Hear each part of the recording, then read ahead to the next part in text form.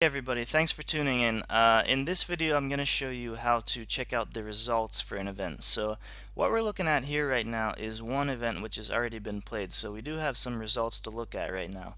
Um, First thing I'll show you here is game info, which basically just gives you a rundown of all of the sort of basics of the game that you created for the event. So it just shows you the number of questions and time limit and score and all that good stuff. So we'll move on here to answers.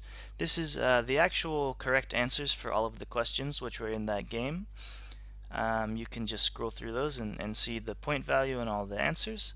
Results shows you the actual results of all the teams that played. So here you can see which place they came in, their team name, the score that they got. So this score comes from the point value for all of the questions.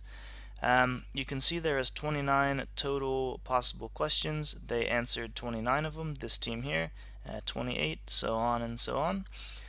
This is the number they got correct, the number incorrect here. And then hints, you see there were three possible hints throughout this event, but most of these teams only used one, or some didn't use any at all. This is the distance that they actually traveled throughout the game, and this is the time that they took to play the game. So let's move on here to the map. So this shows you the actual map of the event and the trajectories of the teams as they went on through it.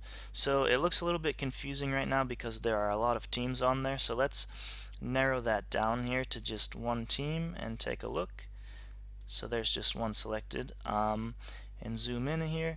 So these points here, you can see these are the questions in the game, and then this line here is the trajectory of this particular team as they went through the game. So you can see just sort of how they followed the points and sort of what order they did that in.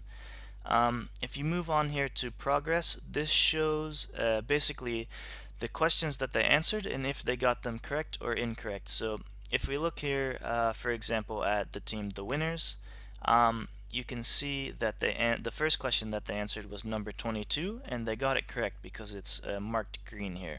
Then they went on to 27 and got it incorrect since it's marked red here. So you can just kind of see how they're going on and if they're answering questions correctly or incorrectly.